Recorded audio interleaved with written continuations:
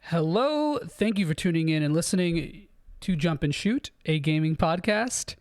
As always, I am your host, Joey, and today I am joined by a special guest whom you may recognize from the Super RPG Friends, John.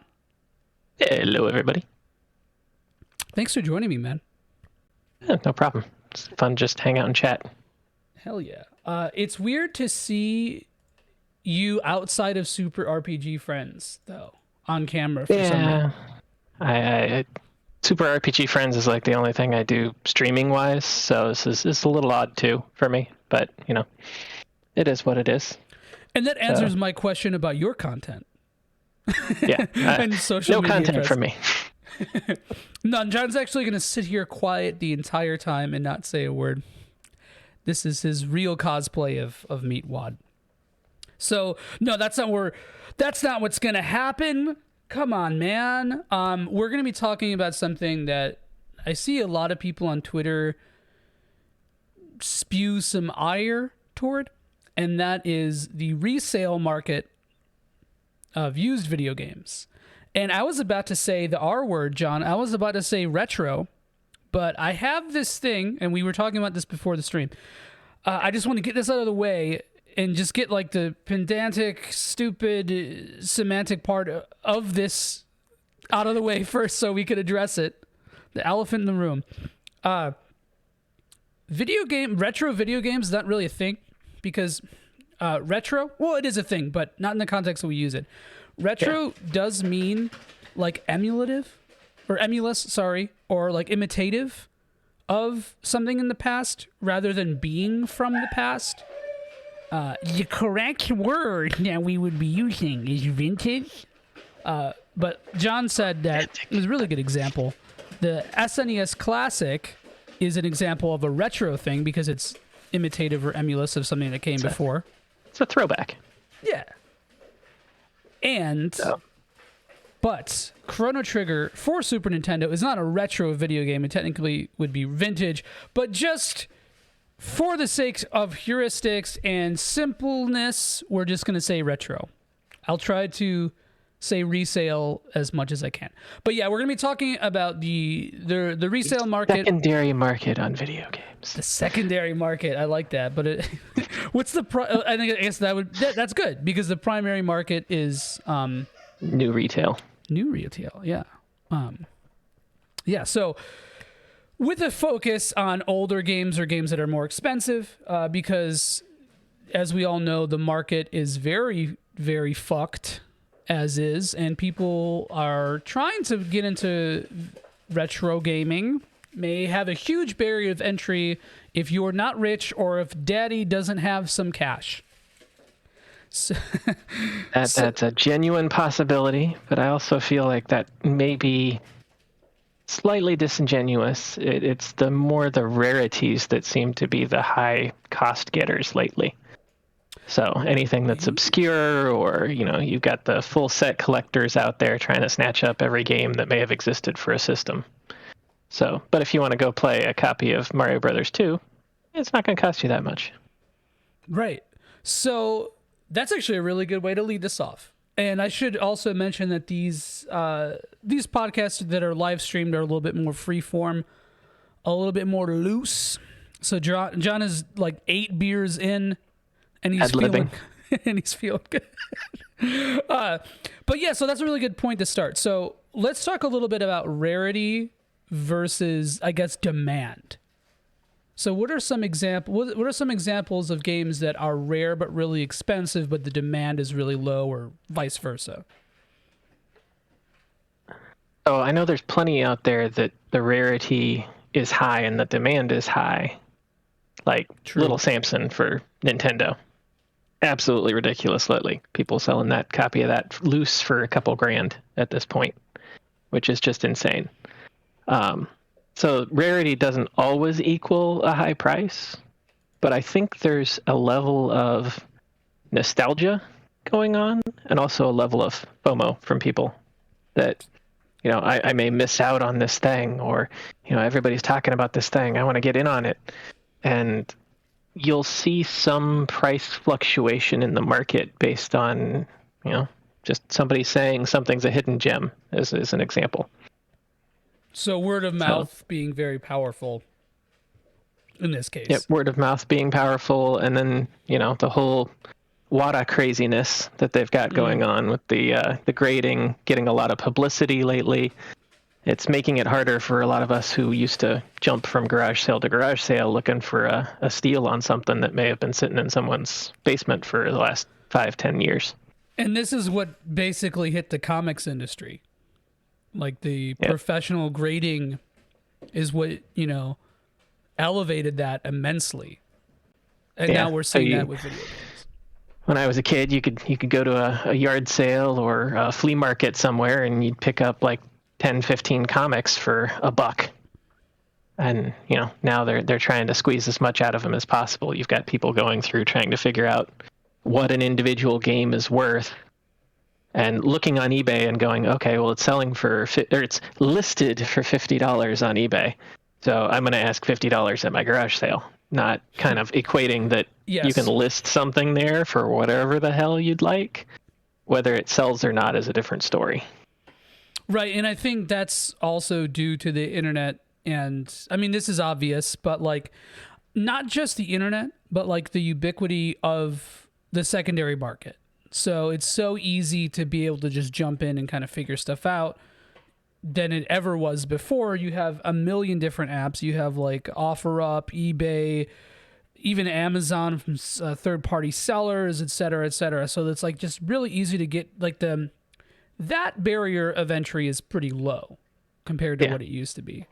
I look at it back when I was a kid, cards were a big thing as far as buying, trading, and selling. And you would actually subscribe to like Beckett if you were doing sports cards, or you would subscribe to Scry if you were buying and selling Magic the Gathering cards. And you'd have a regular magazine that comes out and tells you what prices are. Like you're trusting this random out there place. That's much like price charting is for us in the video game world right now. They seem to be the Bible for a lot of people as far as prices go. But they don't do the same kind of evaluation. And I can see this. Some sellers will make this argument, others won't, that, the last 20 copies of Mario Brothers that sold, and it's listing them in price charting. Well, it's not grading them on any level of condition. Mm-hmm. For all you know, one of those copies didn't even have a label, or the cart was cracked but still functional, or may not even been functional at all based on the price that you're looking at. So it becomes a little bit more difficult to judge what the actual worth of it is, other than just what somebody will pay for it. Right, and you said Bible, and I think that's a great word to use, because like the Bible, TM, there's nothing inherently wrong with it, but it's up to what is wrong with it is some people's interpretation of it, right? And that's kind of what you see here too. But before we go into a little bit more of the WATA stuff, I want to step back and I want to talk about the secondary market as a whole and what's been happening. So first off, I personally don't consider myself like a collector. I would say like 80% of what I have now, except for these PS4 games, which you can probably see here, I bought, or I didn't buy I guess I kind of did too, but like either my parents bought or I bought when I was like 15 to 21, whatever, before I moved out. So most of what I have, I never really like hunted for. Sometimes I had odds and ends. I actually bought Lunar Dragon Song recently, which is kind of funny. But other than that, I very rarely buy secondary market stuff because I like shit new. So because of this, I don't really consider myself a collector, but I feel like you are. Maybe I'm imposing. So I don't know that you have to buy used games to be a collector. I mean, to be fair, you collect what you enjoy, and just by not selling it, you're collecting it. Now, if you were buying and selling games on the regular, like an average person who walks into GameStop and buys a game, and then 3 months later trades it back in to get, 10, $15 off your next game because you're done with it. That's not a collector. That's someone who's just playing games. Right. And that's fine. I mean, that's great. That's great for the rest of us too, because us collectors can then grab your game that you sold back to GameStop for cheaper, or wherever you might have sold it. So the market needs all different types of people buying and selling these. Now, I may be a little more obsessive than a lot in that, I started off probably 11 years ago now with just the stuff that I'd bought through childhood. So, I didn't sell anything back to GameStop or wherever because I liked to hold on to it because the games, for me, were an escape growing up. That's where I went. A lot of people had books. Some people had games, wherever you could go to get your entertainment, or to, just really escape life for a little while. So I've held on to a lot of those originals that I had growing up. And they had meaning to me, so I didn't ever get rid of them. And sometimes I'll go back and replay it every once in a while. Like Chrono Trigger was fantastic to go back with Super RPG friends and watch Frank play through again. Hell yeah. Shoutouts to Frank. Big boy Shoutouts Frank. to Frank. I want to get into something a little bit maybe psychological or philosophical for a second. Because I think a lot of us, especially people who grew up on RPGs, have that same kind of nostalgic tint to why they own games or collect games. And maybe I'm just being devil's advocate here, but do you think that there's a possibility that like people who collect games, and myself included, it's sort of like a gluttonous nostalgia, like it's something that you could easily surround yourself with and constantly feast on, and you can't get full of it? I'm gonna take this back to your previous point about the increase in prices lately, and say that a lot of kids growing up on certain systems are reaching an age where they've got a decent job, they're making a decent amount of money, they've got some free flow in cash, and then the whole pandemic hit, which didn't help things at all as far as staying home and, wanting something to do, triggered a lot of that nostalgia in people. And you can kind of see that the certain eras of games spike and then drop based on that kind of nostalgia and the age group that was playing them as a kid. Like right now, PlayStation 1 is hot stuff. GameCube is going through the roof. But Atari is still super cheap. You can, buy carts for your Atari for $1 a pop somewhere. And at one point, those spiked a little bit, but didn't have the same nostalgia feel, I guess. And certain Nintendo games have had ebbs and flows across time. When Oh yeah, you see news articles about, finding gold in your basement, saying, this guy found all these old games in there, and then suddenly they're worth everything. And you'll see little rushes here and there. But certain games that are a higher rarity, oftentimes near the end of a system's life, are the ones that seem to spike and maintain or keep growing.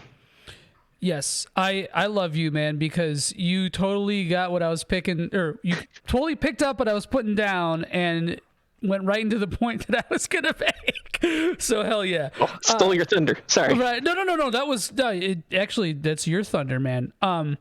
I think there's something to be said. I didn't initially want to speak a little bit about more of the philosophical stuff, but I think there is something interesting to be said about people our age or like maybe a little younger, a little older, collecting video games and their rationale behind it. I feel like our generation, because full disclosure, I'm 17 years old.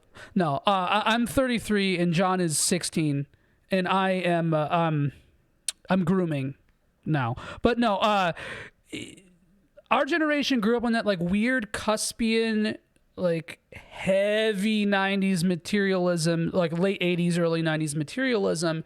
And I feel like that did kind of affect us as adults, and it affects our buying habits and the things that we buy and the way that we buy stuff. Is like, I feel like, and this is a generalization for the most part, but I do feel like our like elder millennial generation is way more sort of specific about the things that they buy and are more willing to spend exorbitant amounts of money on them kind of for no reason sometimes. And I think it's exactly because of what you just said. And, growing up, now you're adults, you get a big boy job, and now you can buy Soul Blazer. Yeah. So I can distill this down to my personal experience, which might match a lot of others, in that when I was a kid, we rented a lot of games. Same. It wasn't a big ownership thing. So when I first started, I guess, quote unquote, collecting, my goal was to go back and buy all the games that I rented as a kid that I never actually owned, so that I could actually own them. Right. And then that just that's and that there's all kinds of jokes about millennials and being empty on the inside and things like that, and we're trying to fill that with purchases. But and I get that. I'm like right on the Gen X millennial line, so I cross over to both sides on occasion. But for me, it was I didn't have a lot of money as a kid. I didn't have a lot of stuff. And I always wanted to be that kid on the block whose house was a cool place to go to. You had all the friends who were like, oh man, we want to go to so-and-so's house because he's got the Nintendo and he's got these games and we can go play. I kind of desired that as a kid because I wasn't a popular kid at all. So making a place in my own house that's like the game room where I can hang out and do that was like one of those things for me. I say this sort of facetiously, but not sycophantically, and I genuinely mean it. I would have wanted to hang out at your house with you, John. And I mean that. I'm not just saying that. And I feel the same way, too, because I grew up with a lot of kids who were kind of stacked, and I was not stacked. My family had a very fixed income. But we got a lot of stuff for free, and as a kid, my dad was like kind of funky with money, so he ended up spending a lot of money on video games when he shouldn't have. So that's I was both fortunate and like I was in a weird spot because it's not like my family was like stealing bread, but also we probably should have been. So it's like a big part of my desire to have a whole one thing comes from this. Like, I want to have all the Saga games. I want to have all the Mana games and so on. Although I don't really follow up on that as much as I should. My collection's pretty threadbare in that sense, but that's kind of where that comes for me. I'm glad that you gave an introspection because I think it helps a lot to sort of put this into perspective. And I think before you start talking about like objectively or whatever about this market, it does help to sort of understand the psychology or at least philosophy of the kind of people who are buying this stuff. So it makes sense that, even a game like Metroid Prime Pinball is $100, because people do have that. I mean, well, that's another, I think, aspect of the collecting, though, is that there are quite a few of us gamers who have some level of either OCD, ADHD, some other thing that compels us to, let's say, collect a particular thing.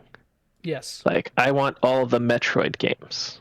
Mm-hmm. Therefore, the cheap Metroid games come up a little bit that were plentiful, but the rare Metroid games that they didn't maybe print a ton of, like Pinball, start elevating because those who want to keep it or those who want a full set, that kind of game, end up holding on to them, and it drives the prices up because the demand is higher. And it especially has an impact when things like Metroid Dread comes out. People are like, oh yeah, man, I remember all the Metroid games. And it may trigger a whole new collector, right? To say, I want to go back and play all the old Metroid games. And while a lot of us, I think a lot of people on the maybe younger millennial scale are okay with digital purchases, some of us maybe on the older side who, like you said, have that obsessive need for physical collections or possessions are more apt to say, I want to own the cartridge. Right. And I hear a lot of discourse about exactly what you said about like the compulsion, or not a compulsion, of the obsession to try to own one specific thing that even I highlighted myself. I also think that is a very big Gen X and Boomer thing too. It's like my dad was like obsessed with coin collecting, that kind of shit. Yeah. And it's like that was a big thing, collecting stamps, doing the thing. Stamps, And coins, baseball cards, basketball cards. right. It's like comics. Yes, it's like this weird side effect of American capitalism in the early to mid-century that carried on and still continues on now. I think my dad has an insane collection of Coca-Cola memorabilia. Like just whatever you could collect, capitalism is going to exploit. Let's be honest here. Yes. Yeah. I mean, like you had all that stuff like with the mints, like Franklin Mint and stuff that would print very specific things like tailored for collectors, and it was all Your bullshit. grandma had the Hummel figures that were limited edition figurines, with a little stamp on the bottom, 1 of 10,000. My mom would collect plates or like souvenir spoons whenever you went somewhere. I don't know if you remember those from driving around to various places. Yeah. I'm like right when that was phasing out. That's my beard isn't that gray yet. I'm like mine's getting there. It happens, man. One day you wake up and then you're collecting spoons. But there is like a weird like tribalistic component to collecting, I think. And I think what you said too about like, I think there's different types of collectors. Mm-hmm. Like, I mean, that's a really general statement, but like, you said some people just want to collect everything basically for the sake of preservation, to have all the Metroid games so you can play them, so you buy them digitally, let's say in the Wii U. And I think that right there, people are always like, oh, if you release a game and or if you re-release a game, if you port it or remaster it, that makes the price go down of the old game, and that's not really true with this market, man. And I think like maybe it would be different if game preservation was way more of a, I guess, goal of developers and publishers and whatever. But I don't think it would affect it so astronomically that Panzer Dragoon Saga wouldn't be $750. Like maybe it'll be $725. That's like not 12 really... now. What's that? More like 1,200 now. Oh God! Also, if anyone wants to buy my copy of Panzer Dragoon Saga, please buy it, because I will never play it physically again. I played it once, and I'll wait for a Good remaster. enough. I love that game. I'm just, my Saturn is a whole thing. So this is another thing too, though, is because you have people who buy stuff and who collect it, and this is not a knock on you, but who collect stuff but don't really play it, or maybe they have the intention of playing it one day. And so, like for me, Panzer Dragoon Saga is a really good example, because, like I just said, I played it once and I loved it, and I don't think I'm going to physically play that game again. So why am I holding on to it? Right? Now, if more people did that, then that's something that you can argue could make the market cycle more, right? And could lower prices. Like the hoarding mentality does that. I also see, and this is over years of watching other collectors, that sometimes, you'll have someone who's a general collector, let's say. They're just like, buy video games no matter where I see them. I'm going to go, hit up the yard sales all weekend long and just grab up anything that I see. And then you reach a point of saturation where you're like, I can't possibly play all these. And then, kind of like Pokemon, as a collector, you evolve. You go, all right, well, maybe I don't need this half of the collection because I'll never play any Atari games. So then you'll see them cycle those back into the fold. And either they'll sell them off one at a time, which is how they can maximize the value, or they may just sell it off as a lot to a game store to trade it in for a trade up, or they may try to sell it to another reseller and get like 60% of the value out of it, just because they want to be done with it and not have to spend all that time and effort pricing out and selling each individual item. Right. And because once there was a time when GameStop actually sold secondary stuff very prominently, and not just the modern generation. I know that they still sell old games. Like you'll see like Mario Kart for Super Nintendo and GameStops and so on. Mostly on their website, because most of the corporate stores don't allow retro games in-house. I've seen maybe half a dozen shops in my travels that will actually keep some retro stuff behind the counter. So you can always go and sneak in and ask and see if they've got anything back there. But yeah, oftentimes it's only on their website. So but they were for a while a big retailer, and it was like pretty much before GameStop bought them out fully. I feel like that's when it was the biggest. I want to say around 2002, let's say 2001 to 2005 for me was when I bought so much shit. I bought a Jaguar, a Saturn, and Dreamcast, all that kind of stuff from GameStop and FuncoLand whenever that merger happened. And I remember like going there, like I remember finding Shining Force 1 in like 2000 at a GameStop, like complete in box in there. And the price was like not ridiculous. No.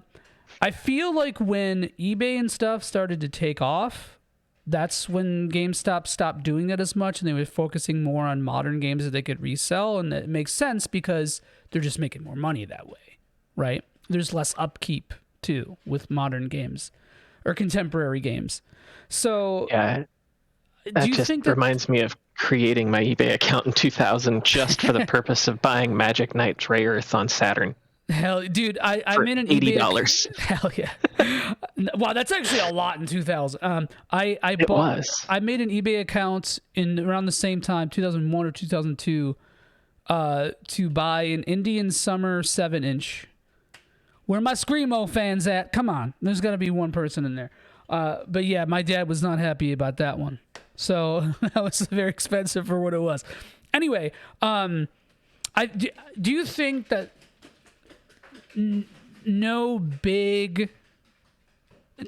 having access to a big secondary retailer like made a void in the retro market that jacked up prices?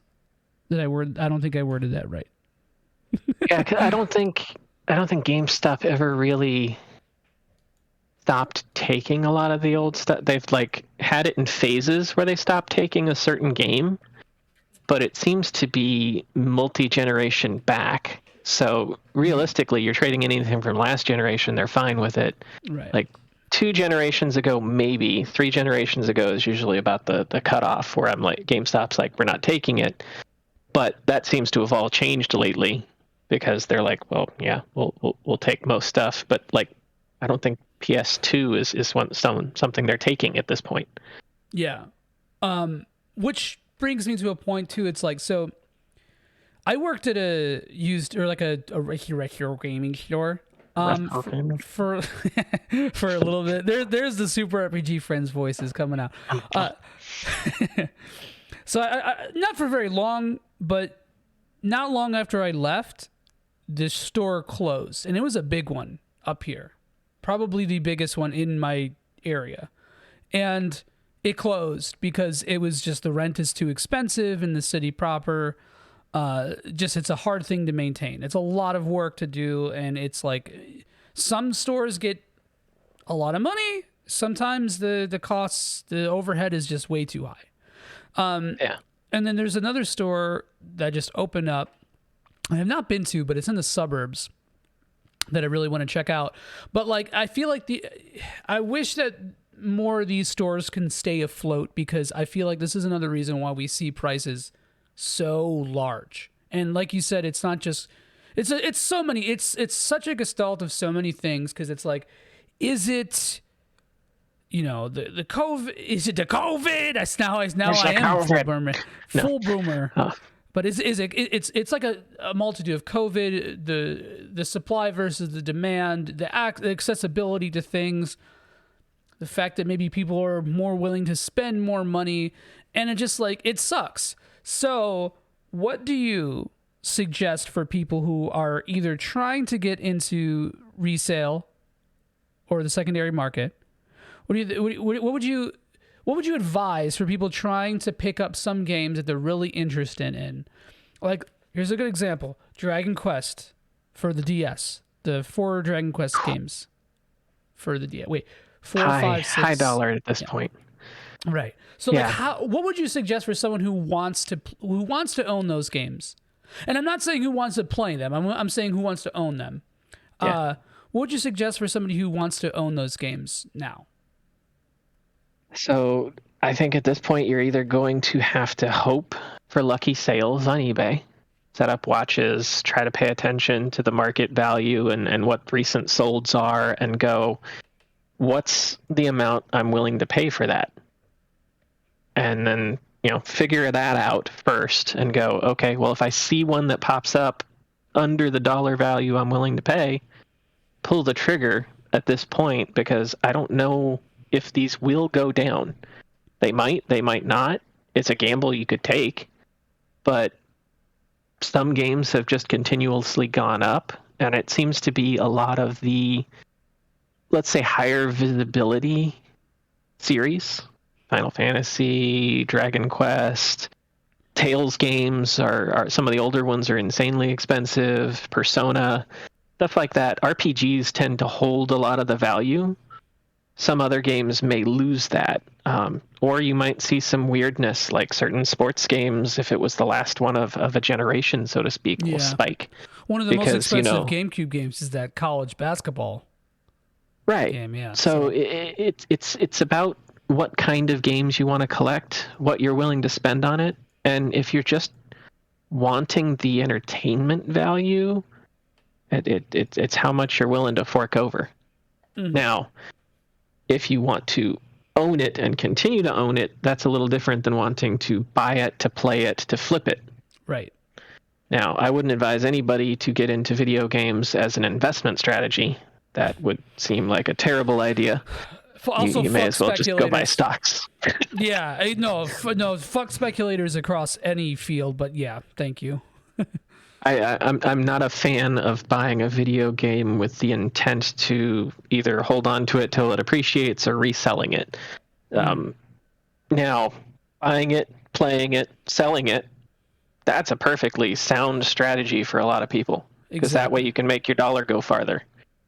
And if it's something like Dragon Quest for the DS, maybe you only want to play it the one time and you're good.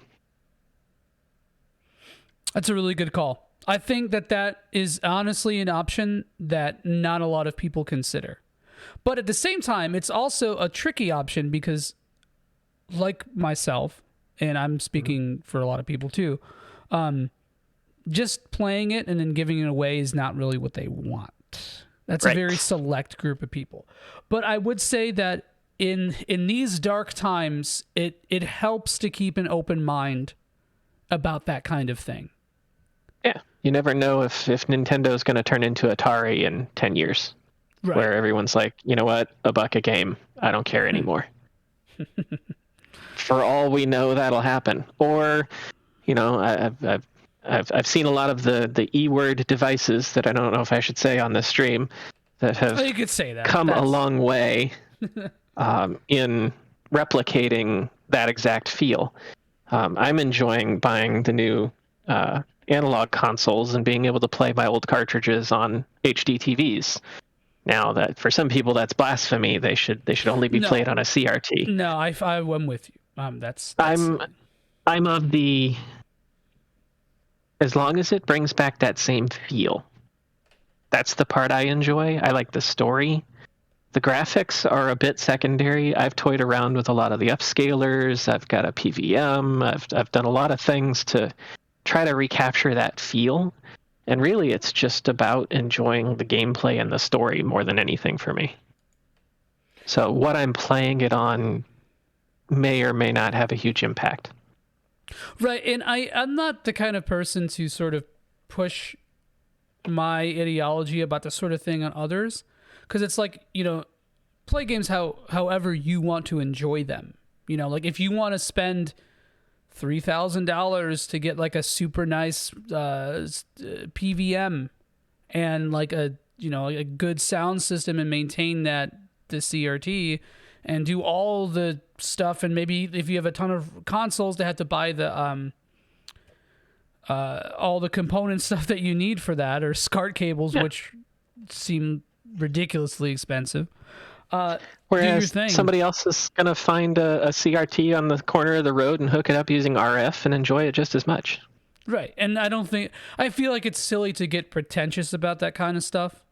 But I do think, like, for me, my emphasis is on just playing the game. Like, I don't want to play something with the picture all like skewed and all huge, and then there's input lag. Yeah. I can't do that, but like, I don't mind playing my Wii with component cables, like it's not the worst thing in the world. Like it's just like I think if you get too hung up on those fidelity details, unless that's your personality, unless you get a lot of enjoyment from that, then it's like buying a super expensive rig and like only being able to play open chords.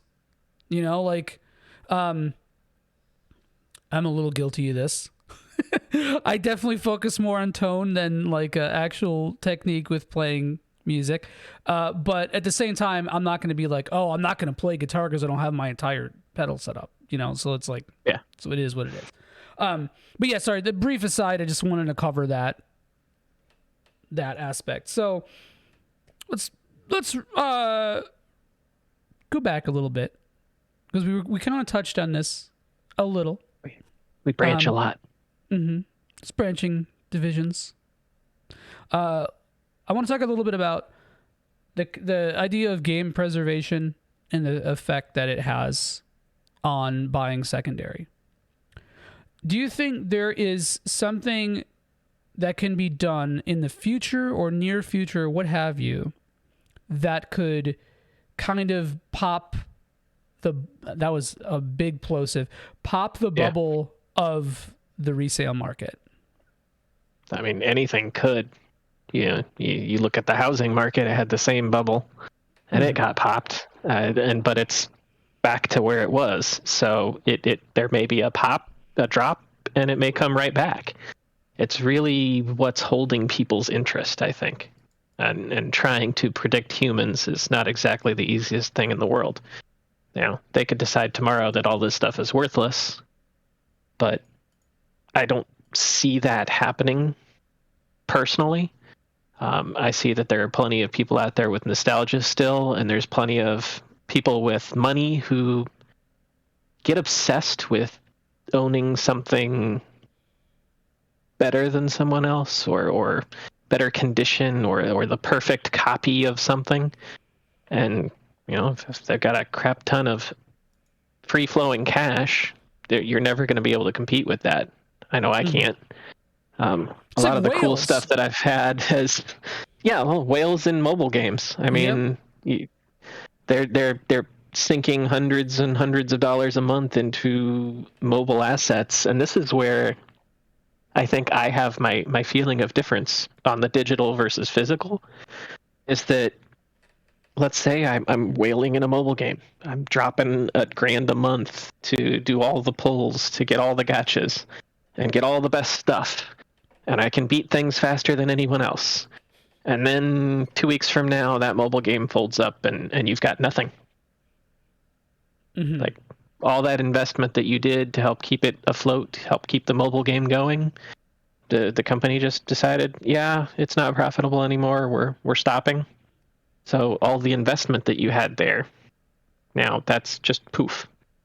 Whereas if I'm buying a physical video game, there's always kind of that secondary resale market potentially that I could get something out of it. Now, I have no plans to sell any of it, but let's say I need a kidney tomorrow. Yeah, you never know what you're gonna do. You got a kidney in your room, basically, just sitting around waiting, just in case it happened to be needed.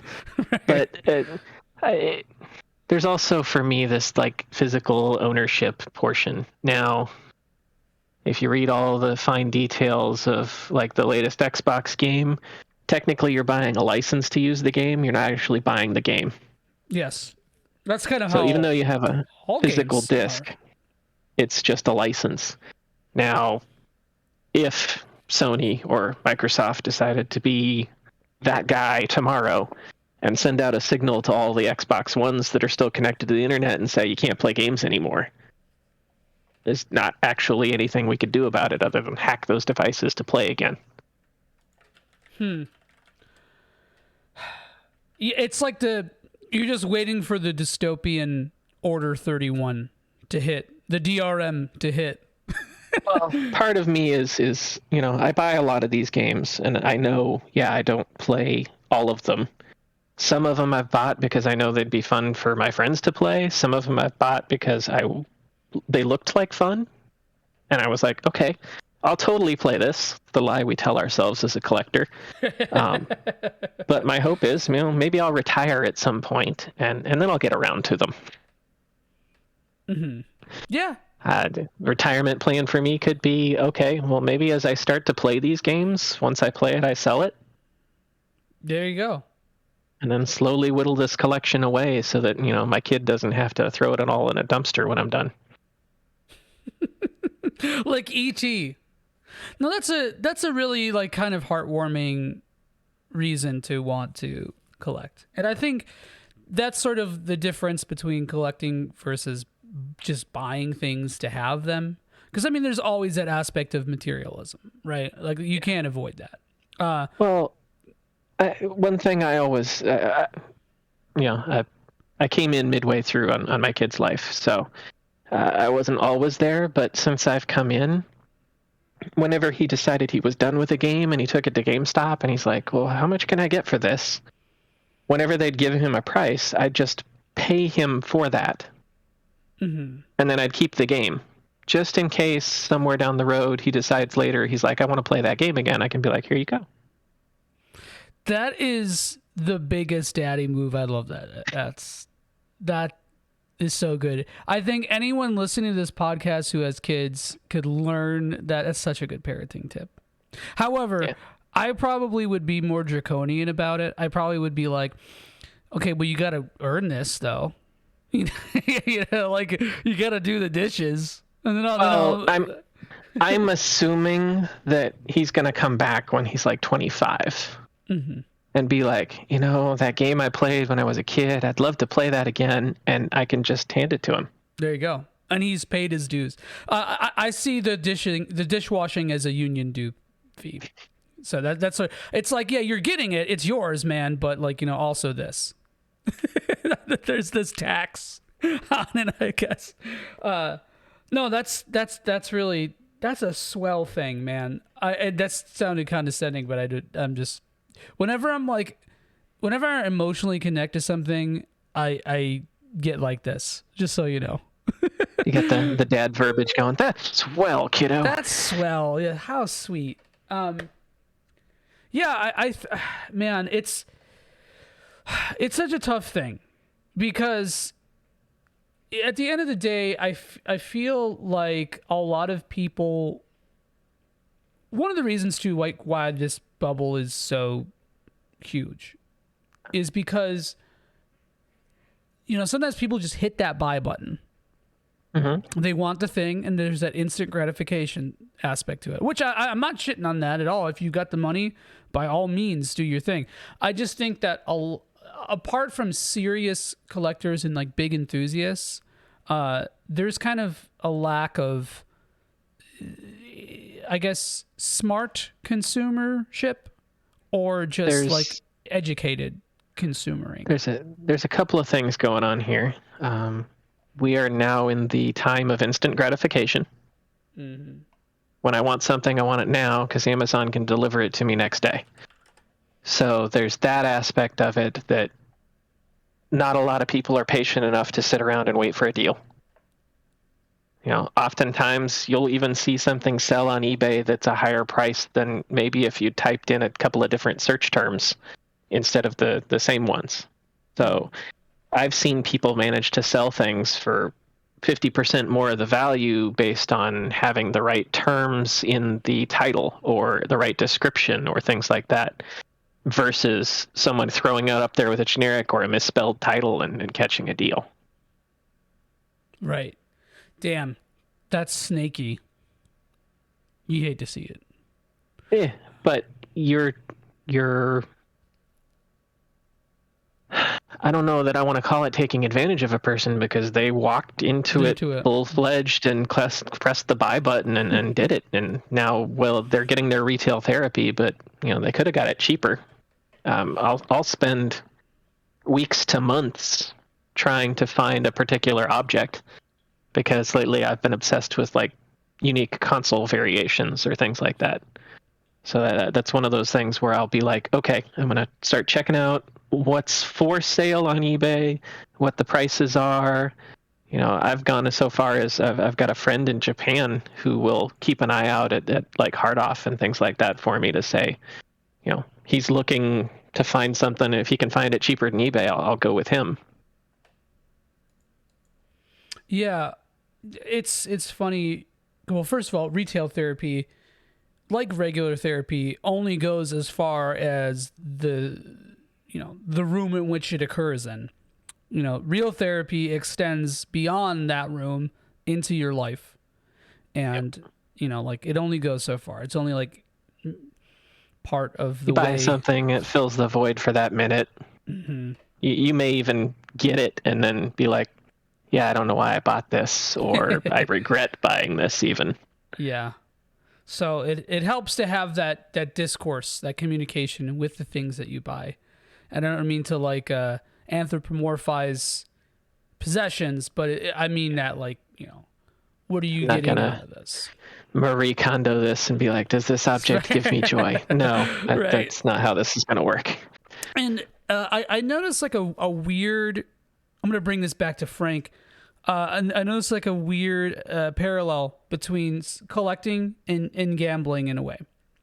And it's that I think, quote unquote, smart gambling, if you're not like somebody who could win in Hold'em or, something like that, or how to play the game or whatever, casual gambling, let's just say, is really similar to this in the fact that like you have to make an amount, however arbitrary, and say, I am spending this amount to have fun, and if I win or if I lose, it doesn't matter, right? Right. So I feel like you kind of have to do this with collecting too, and this is why you touched on this earlier, where you're like, set a price and decide how much you want to pay for it. Yep. And then go on from there. And maybe even set a monthly budget on what you're willing to spend, so you can set that aside. If you need to build up to a purchase, you might have to wait a month or two. We're in the age right now where a lot of people just slap it on the credit card and move on. Mm-hmm. I've been trying my best not to make any gaming purchases that I have to finance. That just feels like a bad idea to me. Now, yes. If I need to buy a washer or a dryer, that's a different conversation, because those are needs versus wants. And the financial advice I would give anybody is if this is going to put a strain on you, don't do it. I can't tell you the number of times, and I'm not going to call anybody out or anything, but I've seen people selling high-end gaming stuff to pay for bills. Yeah, that sucks. It sucks. You may get in a bad way and have to do something like that, but the hope is not that, oh, well, I went out and bought this big lot from this collector because I was hoping I could flip it and make money, and now I'm desperate for rent. That's a bad place to be at. Yeah. Yeah, I mean, it's like there's that adage about like, you're only one big accident away from being poor. Like even people who are middle class or even slightly upper middle class, like one bad thing, man, and then boom, you got to sell all your games. You never know. Like you said, this is your kidney room. But yeah. I think that like you're at it. I feel like you seem very composed about this. You've given this a lot of thought. I don't know if, I think a lot of people who like really just want a game to play because like they feel like they missed out on it in their youth, or maybe they missed out on it, period. And they're just like really trying to get that. I see this a lot with DS games now, because the DS is still so accessible because you can play the DS games and the 3DS. And I see a lot of people, like, again, I'll use Dragon Quest as an example. I'd be like, I really want to play Dragon Quest V. I heard it's fucking sick. and then they're like, oh, it's $200. Yeah, even some of the lesser known like Etrian Odysseys, things like that have been spiking in the DS area. So you'll see a lot of that. You'll see a generational spike is almost what I'd call it. So DS will spike, or in GameCube, PlayStation 1 are spiking, like I said earlier. And yeah, you got to wonder, okay, well, what's next?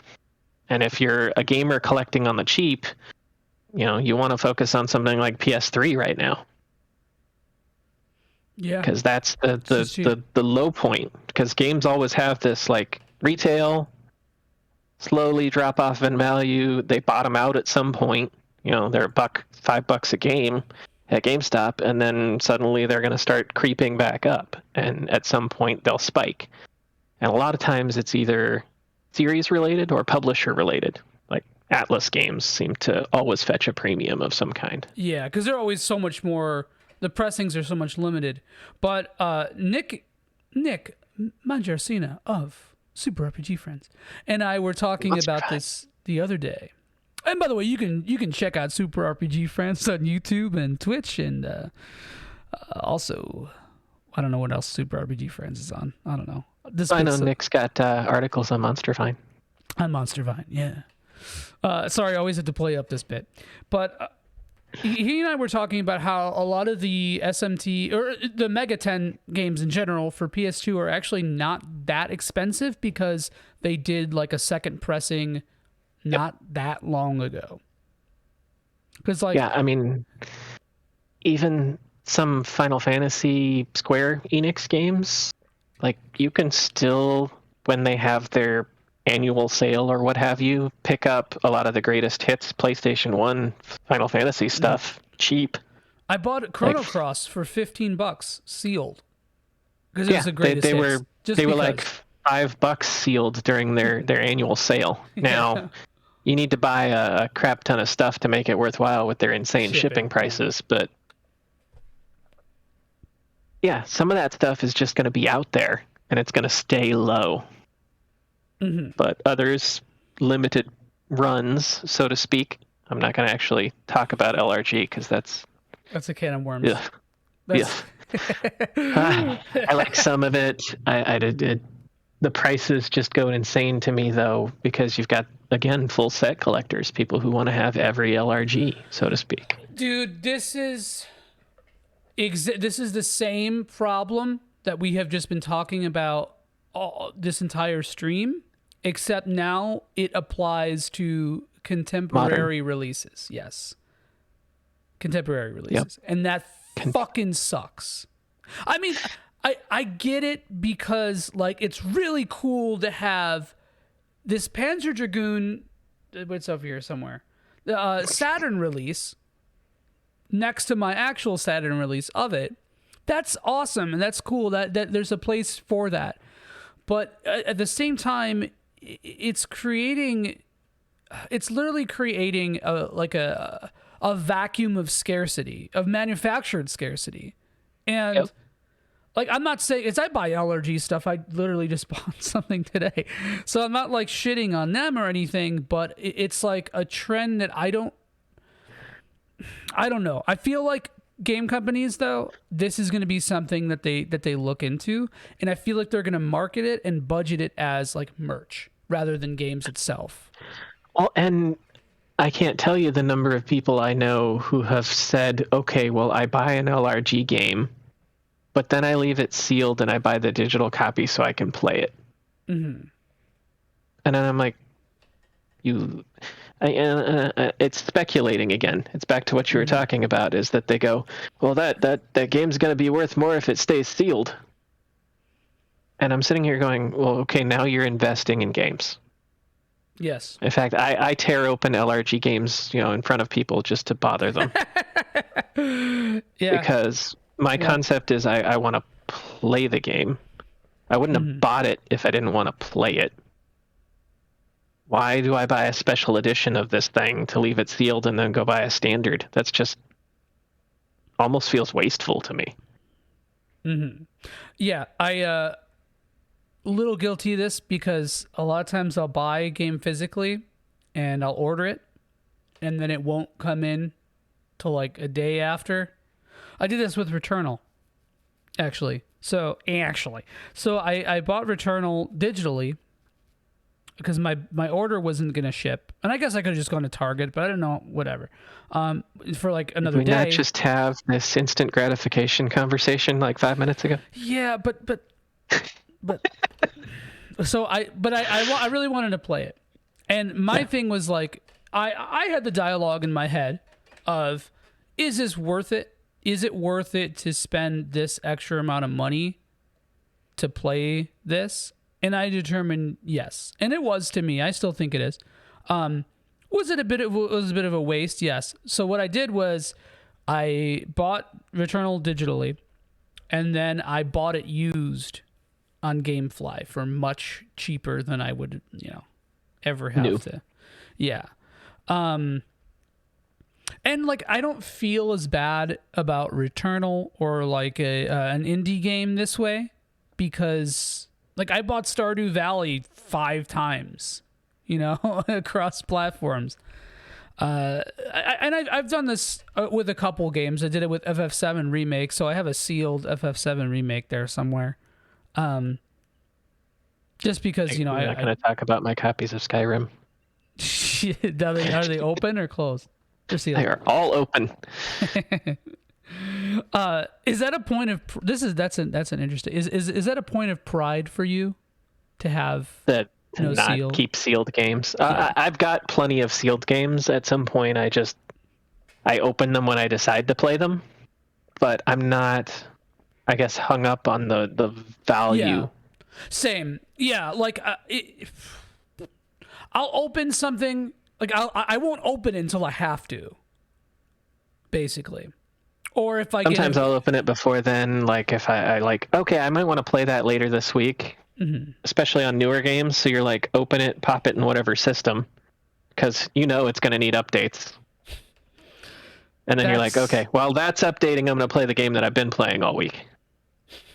There you go. You and FF14 also. So I have to ask, how often do you buy digital? On modern systems, I don't buy a whole lot of digital. I've bought an excessive number of Humble Bundles. So that's about the entirety of my Steam collection is based on purchasing Humble Bundles and donating to charity, because it seems like a great thing. And maybe help the indie developers a bit. But honestly, I barely open Steam. I get Game Pass from the fact that, I work for Microsoft, so they basically hand me Ultimate every year. So I may try something out on Game Pass before I go and buy it, but I'll still go out and buy it physically. Sick. I've got a hypothetical for you, and I'm bringing this up because I just think it opens up a dialogue for an interesting conversation. So consider this scenario. You really want to play Saga Frontier. I'm kind of shifting the facts here. You really want to play Saga Frontier, right? And the game is super expensive. $900. Let's just say. It's not at all, but let's just say the game is $900. But you can just spend $30 and play Saga Frontier Remastered. What do you, John, the man, do in this situation? Or even if it's not $900, it's just expensive. Put it that way. Make it more nebulous. Yeah, I tried to put a hard line in the sand as to what I would pay for a single game at one point. It kept creeping up a little bit every time I found one that I really wanted. But $900 is above that line. And I don't know that I would be upset about playing necessarily a remaster. Now, if you're telling me that it's digital only, and that's the only way I'm going to play it, then I'm a little less apt because, to be honest, I've got enough backlog here to keep me busy. True. Rare is a game that it comes out and I have to play it the day it comes out. And I think that's just, I've gotten old. So I'm much more patient in a lot of those things. And for some stuff like Switch, I'll gamble on the fact that at some point PlayAsia is probably going to have the Asian English version, even if it's digital only, of everywhere else. Yeah, for a lot of Japanese-made games, that's definitely very true. And my thought process there is that, well, if it's digital, there's no time frame for me to purchase it. If it's a physical release and it's limited, there's a window where you can get it for retail, and then it may or may not go up or down. Whereas if it's a digital release, I could wait right up until probably the end of the Switch's lifetime before I purchase that. And then snag it from the store when they're announcing its closure. If there was never a time that it came out on physical. Remember when that happened to Earthbound? When it was like $80 new, and then they didn't sell as many of them as they wanted. Yeah, because I bought mine new from Best Buy for $30. So many people are so mad at you right now. I was a kid. It looked cool. It was an RPG. It was in my price range. Yeah, I still got the little $29.99 sticker on it from Best Buy at this point because I didn't have the heart to peel it off. That's for flavor. It's for flavor. It adds to the story. I remember seeing tons of Mega Man 6. I don't know why I specifically remember this at Toys R Us. They were like selling that game for like $10. And I remember seeing like huge, like big, like shelves just full of that game.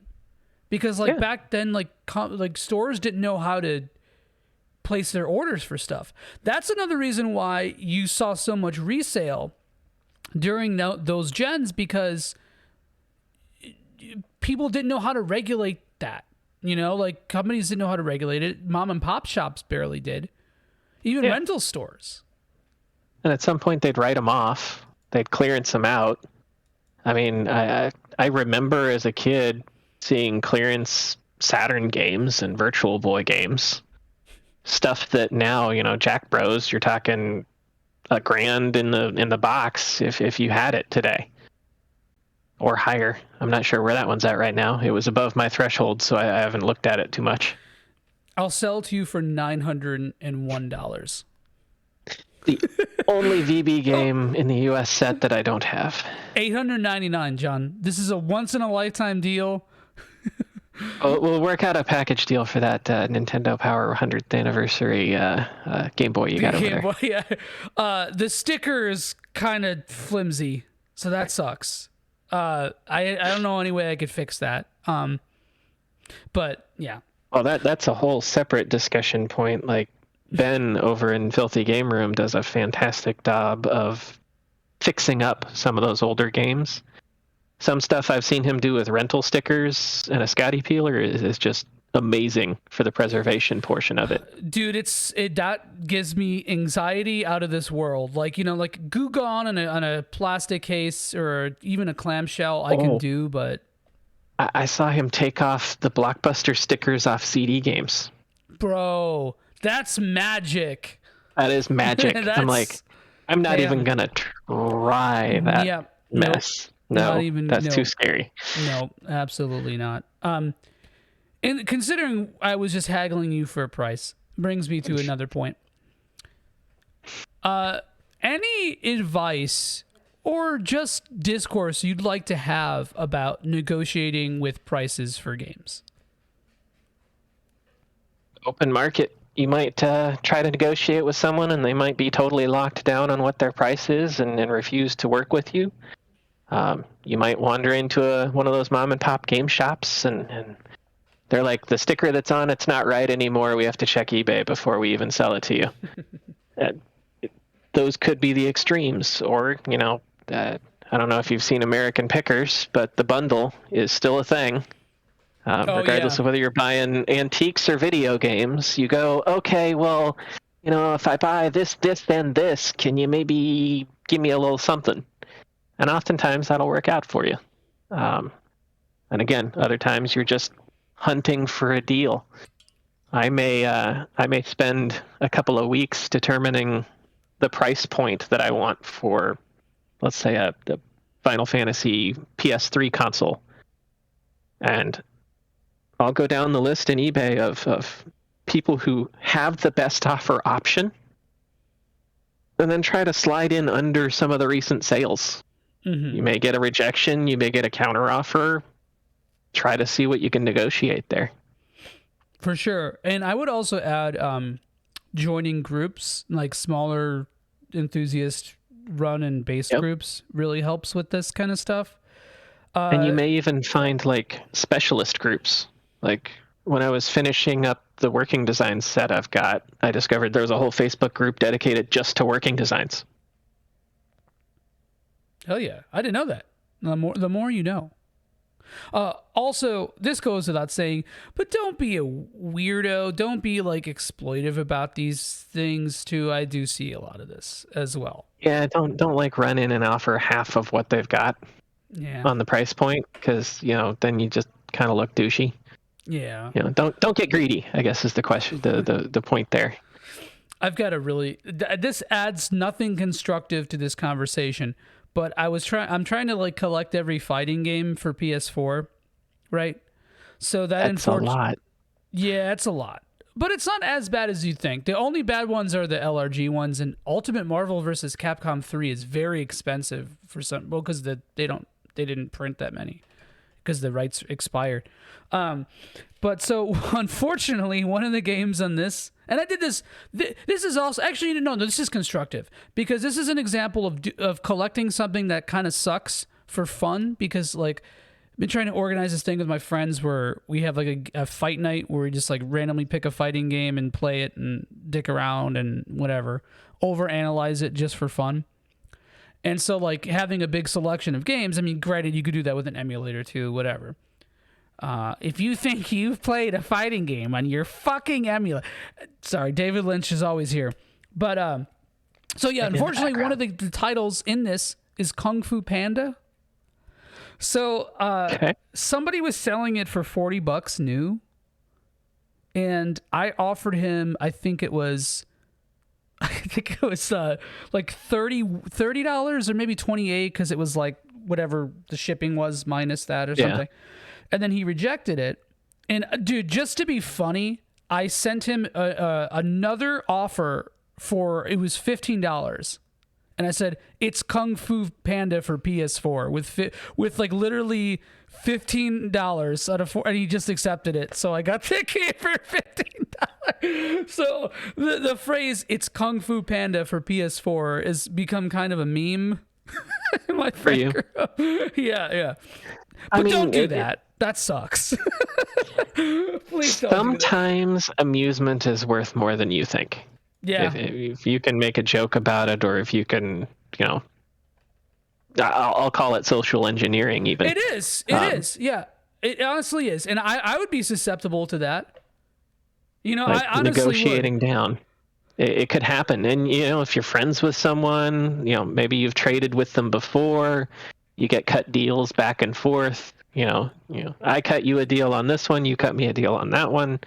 You build a rapport at some point with certain people, and sometimes that's necessary depending on what you're trying to collect. Like trying to find weird contest consoles, that's a whole subspecies of collecting there, where you have to know who to talk to, and you start finding Discord groups or various Facebook groups where they collect those kind of things, and that becomes like a community. So I've noticed that amongst console collectors. I've noticed that amongst signage collectors, or kiosks like I've got behind me. There's all different subspecies of collectors in the video game world, and they're really tight-knit groups because you end up talking with somebody and you're like, oh, do you know so-and-so? And yeah, they probably do. it's just kind of weird that how that works out, because I've bought things from people and had later someone else go, yeah, that was mine at one point. It's fun. Enthusiast groups are always very incestuous. Not literally, figuratively, of course. Yeah. I mean, And then you learn weird things you didn't know. So I'll give you a good signage example. Is that you got a little Nintendo 64 sign here, right? Mm-hmm. So this is actually a plastic cover that was a rebranding of an original Nintendo sign. Oh wow. What? So these were on eBay as a Nintendo 64 sign, but unless you knew that they rebranded them, you didn't know that if you took a little knife and you slid it around the outside of the Nintendo 64, that underneath was the fancy world of Nintendo. From the original marketing. That's crazy. Which one of those is your favorite? What do you display this as, or do you switch? Oh, I have one of each. One with neither of the sides covered, and then this one with the Nintendo 64 showing. I was gonna make a top or bottom joke, and you're clearly the Switch there. So I'm clearly the Switch. Yeah. But yeah, I really love the world of Nintendo branding. Just the Nintendo seal of quality and that old school. Yeah. Because that was my era. Mm-hmm. Where I really started playing games. So I love the Nintendo 64 branding. You like the Nintendo 64 branding? I love it, but I hate the console. I can find that fair. You should get one of those Nintendo 64 coffee tables. It's just the 3D. Yeah, because I really want to show how much I love the 5 games on that console that I like. No, there's more than that. Superman, right? Superman definitely top tier. Glover 64 also extremely high tier game. No, dude, Ogre Battle 64 is number one. Amazing game, the best game on that system too. Ogre Battle for SNES was one of my big ones as a kid. That was a huge time suck. Yes, I have that. That one's kind of rare, actually, because it was limited. There weren't that many of those. I think maybe 10,000, something like that. I don't keep track of the numbers is a weird thing. And I don't either, but sometimes you stumble upon it. I lose track. Once I've bought a game, I'm no longer actively paying attention to what it's worth. So somebody will suddenly tell me that X game is worth this, and I'm like, what? When did that happen? And you go back and look at like price charting or something, and you can see the. This happened with shit. What's the name? Kodelka? Is that the name? PlayStation 1. Yeah. Kodelka. I have this game, and I didn't realize it was this fucking expensive. And I guess it makes sense.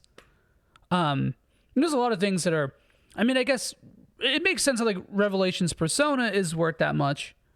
It goes back to the whole PS1 spike that I was saying. Mm-hmm. Like a lot of those RPGs just started massively climbing recently in the last year. So we've talked a lot about what the problems are with this market. What are some solutions, if any? Do you think there is a clear-cut solution? Because you did mention that you did make it an analogy to the housing market and how the bubble will burst. But other than that, do you have any ideas, concepts, etc.? So a lot of people to offset, let's say, a really expensive game that you're after, will work towards trade for it. Maybe you find somebody who's got a really expensive game, but they're after something else, whether that be more games or something entirely different. Like you've got a high-end game collector who decides suddenly they want kiosks. Mm-hmm. So you might do a lateral move in there, or you might be able to find something like a kiosk at a cheaper price somewhere, maybe get it fixed up, and then trade up. So it's that old game where you go to a garage sale and you buy something for $1, and eventually you've got a Ferrari. Trading up here and there, adding in a little something else. It eases the financial burden for a lot of people to say that, okay, well, I bought these 35 games but I may have only spent $100 to get all of them.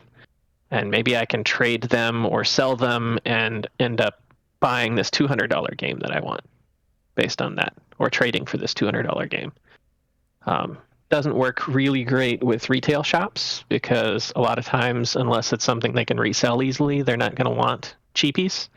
Yeah. But they want mid-range games, so easy sellers.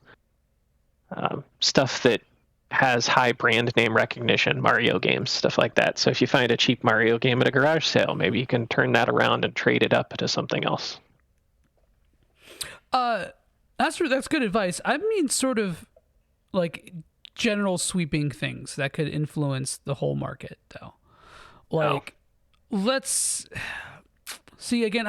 I don't think I don't think preservation is ever going to hurt it's never going to make things go up. Maybe a little, maybe here and there, but like if Koudelka got a port, or Panzer Dragoon Saga got a port, I feel like that does help. But I think there needs to be some like big industry wide change and approach to these kind of things to sort of even out some of the prices. I think, like I said before, Square Enix releasing like another round of, I guess the consoles is kind of hard because they don't make consoles, but like I mean, the Pixel remasters didn't really seem to do anything to the Super Nintendo prices. If anything, it kind of drove them up, because this is what you see the often. hype of it. And especially if they're at least, somewhat disappointing potentially, because you get the hype, but then you don't get the nostalgia that you were looking for out of it. So then you go, okay, well, I want the original.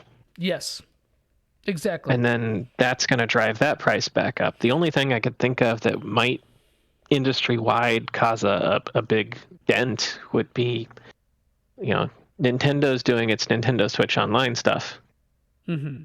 If they had the whole library out there,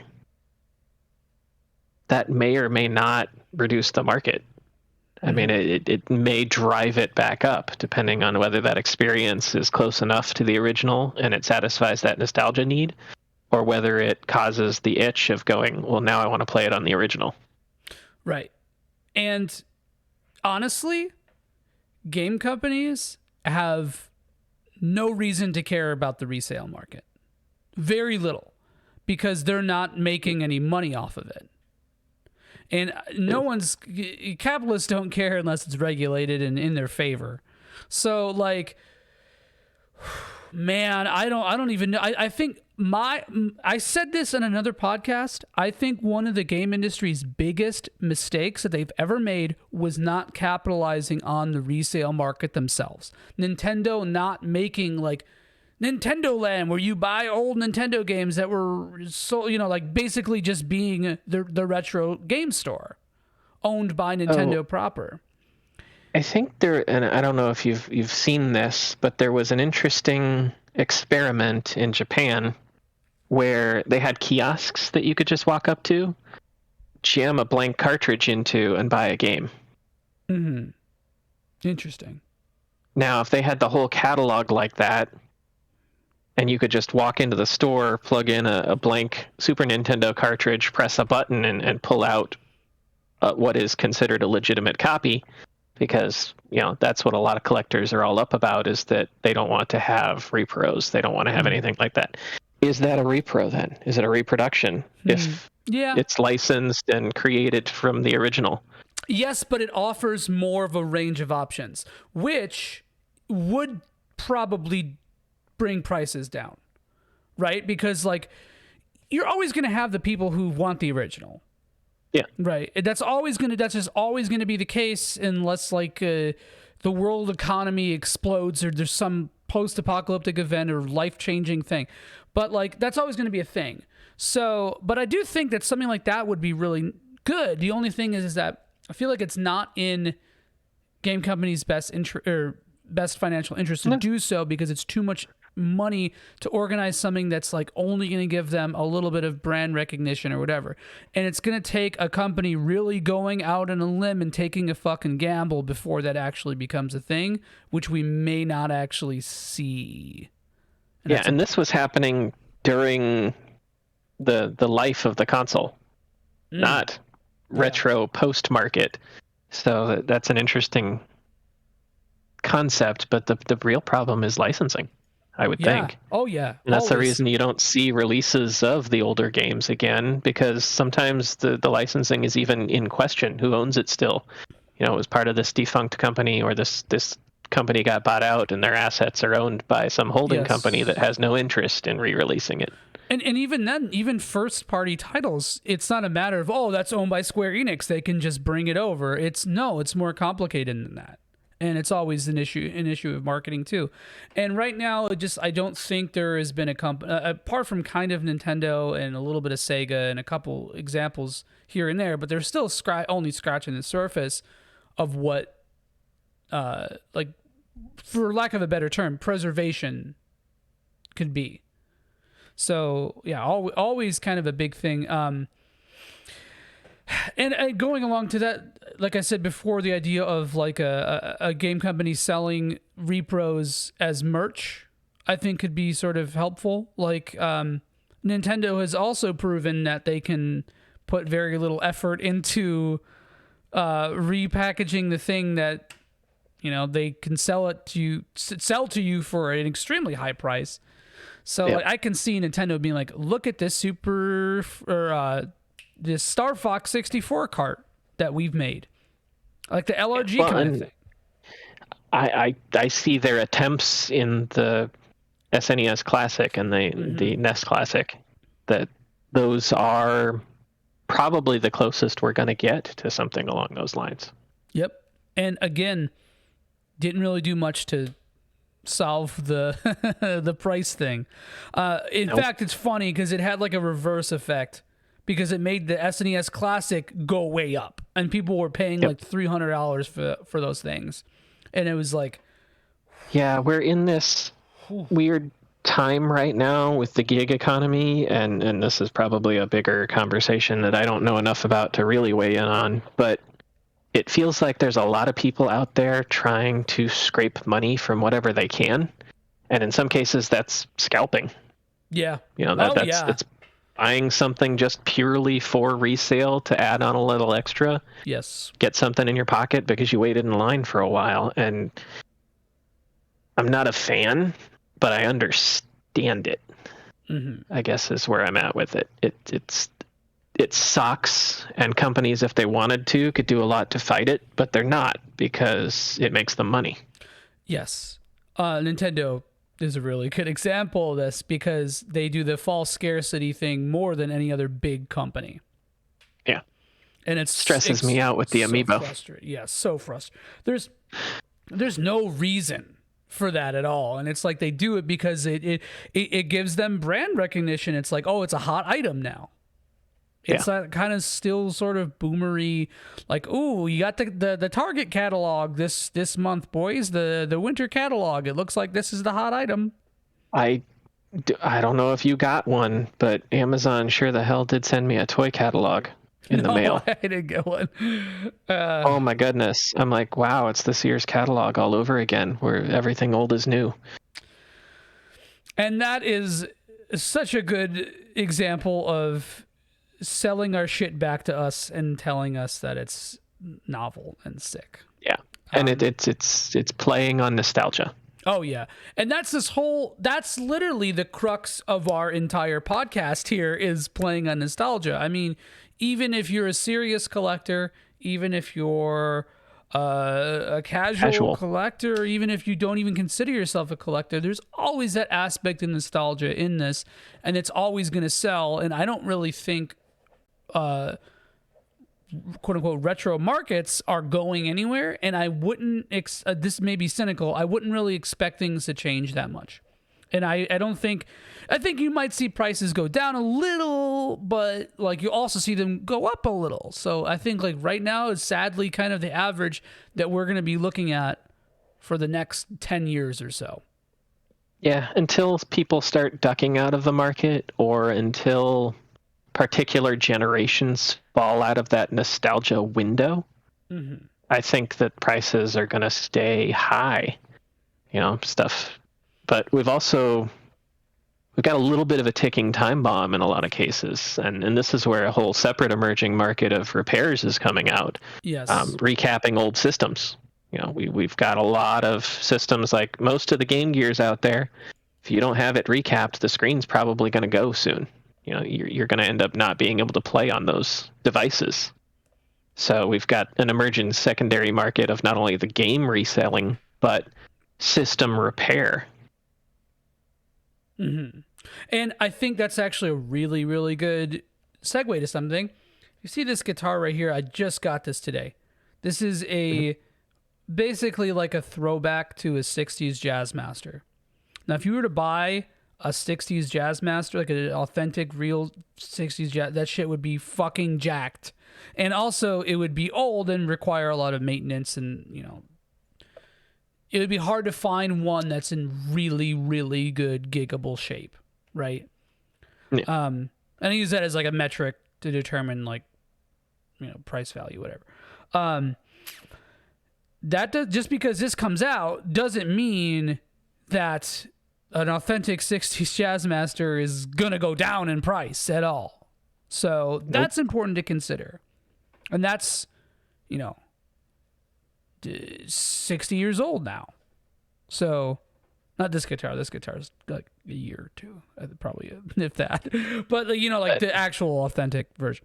So, anything else that you want to say before we get to the last part of the episode about solutions to...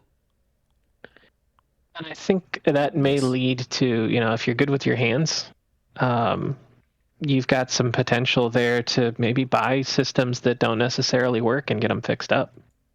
True. Or learn to do it yourself. There's a lot of information online.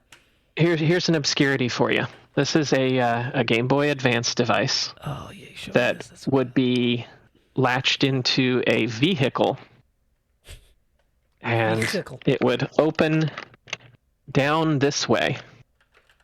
So your kids would be playing it on little remote controls, and this would be a GBA and a DVD player all rolled into one. And the screen on it wasn't working when I bought it. So being able to replace some parts got me a much better price on a device like that than it would have if it was fully functional. Hell yeah. Have you played it? So, yeah, it's not great. Got a little bit of input lag on the controllers. No. Oh no. So great for RPGs, not so great for Mario Kart. But I like odd and obscure stuff. I guess that's where I've found my niche is trying to find systems that maybe you hadn't seen or hadn't heard of. And you joked about buying fighting games and finding the worst of, or the most useless of, potentially. And one of the things that I really love are old 3D systems. Oh God. So this is like the Famicom 3D glasses. Yeah, I've heard of this. And so I've sick. got the Philips Magnavox Scuba up there. I've got a Virtual Boy. I've got PSVR. I've got a Glastron from Sony. Because for some reason, as a kid, I was expecting VR and virtual reality and holodecks and all that shit by now.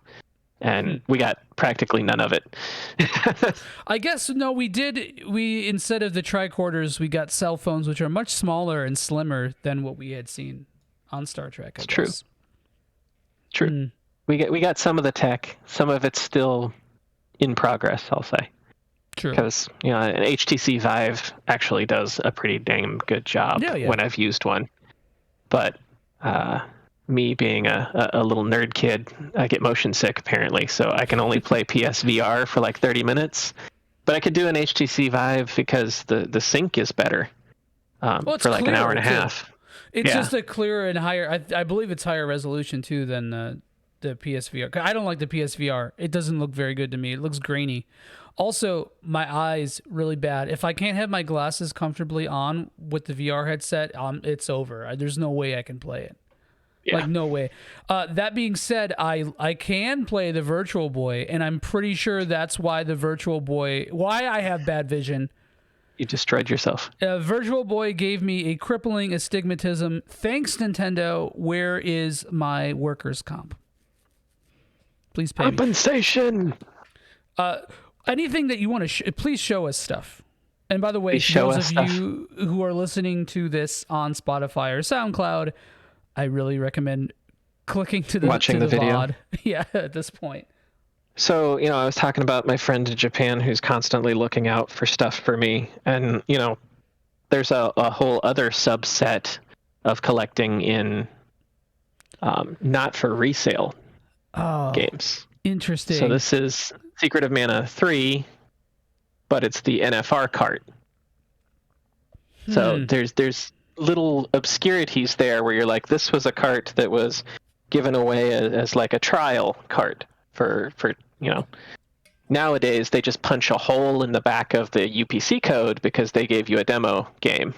But back then they'd actually put NFRs on the stickers, or because it was used in a kiosk or something, it will say not for resale. So you've got interesting variations on that. And then some of the other cool things that I like are like, this is a test cartridge for the Super Scope. Oh, wow. So they'd use these in the Nintendo centers to test out the scope and make sure all the bits and pieces were functional. So I've got a couple of these kind of carts for Super Nintendo and Nintendo that I enjoy the history. So I really like development equipment. I like weird test cartridges like that were involved in helping create the games that we all enjoy. I like the history of it and that kind of thing. But then there's like, just personal favorites. Final Fantasy 1 for the Nintendo, not really an expensive game, but I don't know if you guys years past saw that they were doing Final Fantasy concerts, and Nobu was actually attending each of the concerts, and he was doing a signature option beforehand, so I got him to sign my FF1 cart. Hell yeah. So certain things have some like nostalgia, but not necessarily real value. The cart's probably $20-$30 tops. But the signature to me is the memory of going and seeing the concert and hearing the music in a full-blown, I heard it as a kid, but now I get to hear it in a full orchestra. Yeah, Distant Worlds stirred me emotionally, for sure. It was just amazing to sit there, and I really enjoyed going to the Legend of Zelda concert too. So it's weird to me to go from video games being the nerd thing to video games being so mainstream. And that's kind of a point that's a little underplayed, I think. And like comics before, and video games and comics followed are following a very similar trajectory for sure. And it's interesting to see how that dynamic has completely changed. Also, you should have gotten Uematsu to sign FF13 instead, because he definitely composed for it. I can't. Well, I could have had him sign Rad Racer for Nintendo. There you that go. could have been, that I think he did that before Final Fantasy. Oh yeah, Rad But Racer. yeah, you liked Nintendo 64, so. Oh hell yeah. So retail signage was also something that I've been interested in, and that's pretty awesome. That I don't know if you were aware of, the 80s had a big fiber optic kick. Yeah. Mm-hmm. So that was a huge thing that carried over quite a bit, and I had a fiber optic Christmas tree as a kid. But it's really cool to see that effect in signage for gaming. Hell yeah. Show me another sign that you're proud of. Show you another sign that I'm proud of. Show me the sign. Show me the sign. So over here, It's only part of bouncer. it, but it's the bouncer on one side. Let me see if I can actually work the camera here. I don't know if I can get a good angle. You know that like stupid red flag There we meme? go. Oh, dude. This is a So red it's flag, Final though. Fantasy 9 on one side, And the bouncer. and then the bouncer on the other. And this was, I had this originally. This is playing on that whole nostalgia thing. Is I had one that I had gotten from a GameStop employee that I had, I went in there constantly. I was buying stuff, and they're like, "We're gonna toss this," and it was the full standee, not just the partial that I've got over there. And I'm like, yes, I will absolutely take that home. And as a kid, not having a car, I'm carrying this standee on the Max, which was the Metro in Oregon. Like from the mall, I walked it to the Max. Then from the Max, I walked it home. So I'm carrying this cardboard standee like 2 miles. That's dedication. But I loved the thing. And it was in the storage unit in my apartment, my first apartment, when the storage unit got flooded. Oh. So it seeped water up into the thing and just destroyed it. And going around the various display groups, a guy I'd bought stuff for before knew I liked Final Fantasy, and he's like, I found this half of a display. Do you want it? So I'm like, well, yeah, man, that's getting me back something that I lost. So I was happy to have that. Hell yeah. I actually, we didn't, that's a really good point. That's a huge part of the resale market too. And not just because of the obvious application, but like, so Metroid Prime Pinball is a really good example of this for me. I had that game because I bought it when it came out. It was actually on sale, and I got it for like $15 or $20. Yep. And I was like, it's Metroid, okay. And then I sold a bunch of my shit, I want to say in like 2008 or so, 7. Sold a lot of my stuff. And that was one of those things. And, now I'm kicking myself over it a little bit. So regret. Yeah, but that's like why this market exists, essentially, for those kind of situations. Yeah, and I think we're all trying to hold on to something that we enjoy or gives us hope, so to speak, because it feels like we're bombarded on the daily with a lack of hope. Yes. Yes. We're surrounded by negative, and I want to go play a video game where the heroes win. Kind of sad, but it's true. My man loves him some Dragon Quest. Oh, that's a really good note to close on, I think, and I definitely agree. John, thank you so much, dude, for coming on here. It's always a pleasure to talk to you and chat with you and hear you speak. It was fun. Hell yeah. And thanks for sharing your stuff. You can find John on Twitter, although he does not use it much, self-admittedly. I do not use it at all. I use it to follow other people. Right. at JWUNTER. That's his Twitter handle. Follow him, give him smooches. Maybe he'll post more. This is my whole thing, is to get you to post on Twitter more. You're gonna get me to move away from the few posts I did on Instagram over to doing a few posts on Twitter. Yeah, then forgetting about it and throwing it aside. That sounds about right.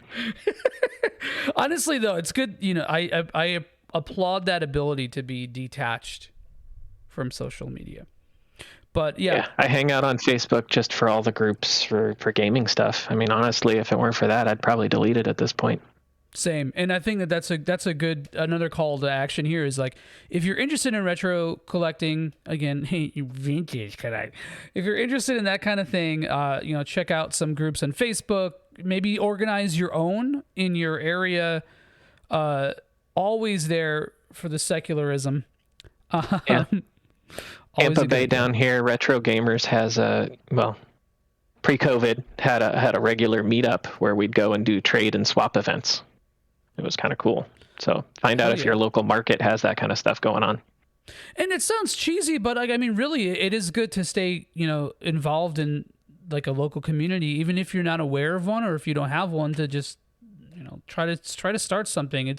You'd be surprised how easy it is to get people interested in something like this, especially when there is like a national and global call for it. So maybe, and we were talking about things that could possibly help prices be more manageable, and I think that's one of them. Just having that. And one of the cool things is sometimes you'll get heads up from those kind of groups. Like I'm in a few Discords who keep track pretty well of when Walmart starts to clearance things. Because every so often Walmart has set a game to 3 cents a pop. I don't know if you've ever caught one of those, but I bought like 5 games for $0.25, and I was the cashier was like, they rang up, whatever. But you know what, man? Yeah, hell yeah. Any opportunity you have to stick it to a company like Walmart, absolutely take. Because let me tell you something: the game developers and game companies, also, you don't owe them shit either. At least the bigger ones. But they've already made their money. Who gives a shit? They got their share when Walmart got the shipment. Right, exactly. So if you see an opportunity, take it. I have an event, so I just got out of a doctor's appointment before this podcast, and I have this on my arm, and you can see that this is covering my arm here. So I'm just gonna rip this off, and this is gonna hurt like hell. I can't. Why are you doing this? What's wrong with you? That actually hurt kind of a lot. It pulled a lot of hair off, but you know what? I'm a man, and I dealt with it. But that's my spectacle for you. Anyway, that was spontaneous. That was not planned Waxed at all. live on camera. Oh, wait. Yeah, waxing. This is. Thank you guys for tuning in to Jump and Shoot, a waxing fetish. Again, you can find us on Spotify, SoundCloud, iTunes, Apple Podcasts, Google Podcasts. You can catch John and I on Super RPG Friends intermittently on Thursday nights at, what is that, 8 EST. 8 p.m. EST. EST, yeah. On twitch.tv/MonsterVineOfficial. Thank you guys again for watching and listening. And thanks again, John. Hopefully we'll do this again soon, man. Sure. Thanks, Take man. care, y'all. Bye, Hal.